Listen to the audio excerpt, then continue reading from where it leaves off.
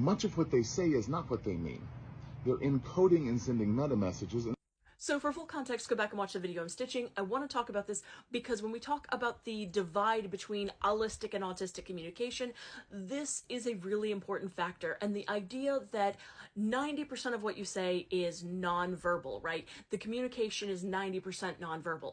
What they're talking about is not the literal encoded information. The creator I Stitch talks about the fact that, you know, if you were to go to Russia, you don't magically know what the person is saying because of the lack of verbal communication. That's still all of the essential information. But I want to point out that this interpretation of the 90 to 10% baseline is actually quite autistic. That interpretation says that the way in which neurotypicals prioritize this phrase is not the way autistics are interpreting it. So let me explain what I mean. When the neurotypical people are saying that 90% of communication is not the verbal communicated information, they're not saying that the essential instructions are not happening in the verbal communication. What they're stating is essentially neurotypical people have a clutch that the rest of the context of what's happening non-verbally is going to determine whether that clutch can be pushed to move that person into gear to actually listen to you and to judge your meaning within proper attributions of intent.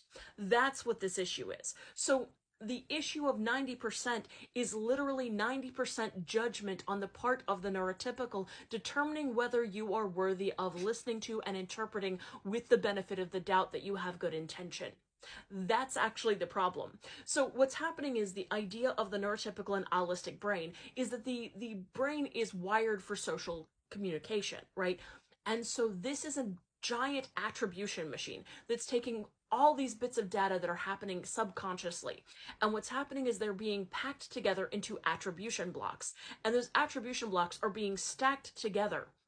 Now, once you meet a person, that's why they talk about first impressions all the time. Once you meet a person, they have an impression from that interaction with you that 90% of what they think of you and what they're willing to interpret from you from now on is based off of those generalized, subconscious, thin slicing pattern recognition.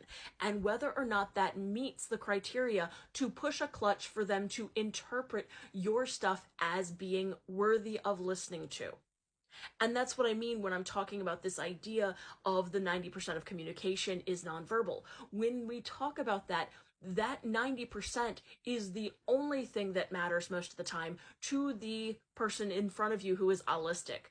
They don't realize this consciously because most of that processing is behind the scenes. They don't know why they don't want to listen to you. They just know they don't.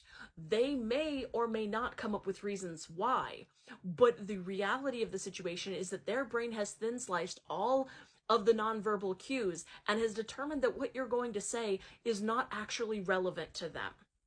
That's actually what's happening. You do not meet the threshold to push the clutch and get this into gear.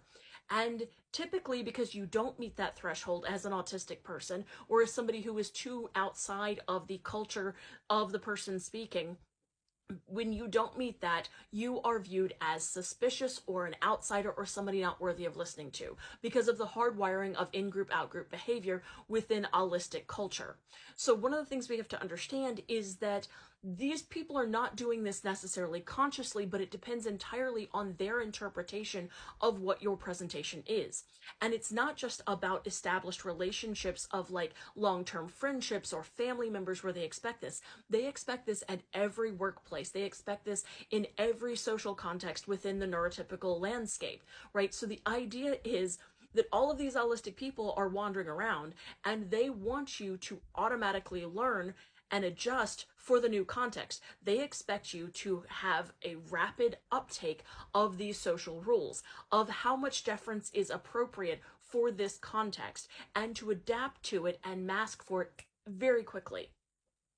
In the allistic world, there's sort of a a willingness to look at the soft skills, but the soft skills, what they mean by soft skills is not your interpersonal skills in an explicit measurable way. They're looking for whether or not you fit the subconscious vibe check that they're looking for to meet the culture of the organization they have.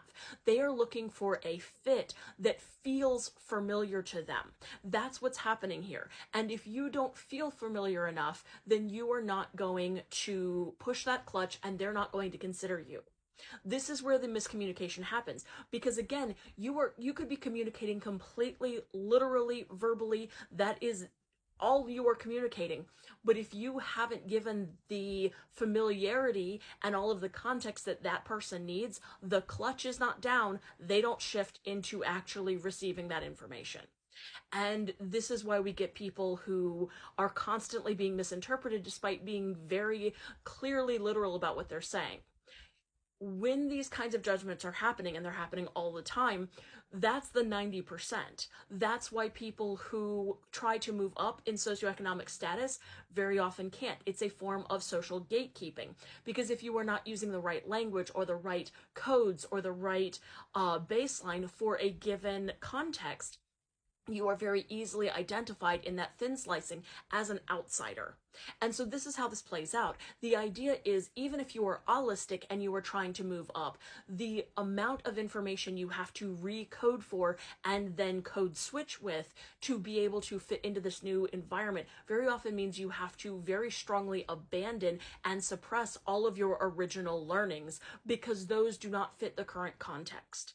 And this is why so many people who are neurodivergent and especially autistic very often are singled out as being outsiders or not fitting in for the team culture, because ultimately what's happening is that they are in a space where they have been marked as other, and that never hits the clutch for people to actually listen to what they're saying or what they're doing or having their input as valuable to this team, because they're not seen as part of the team.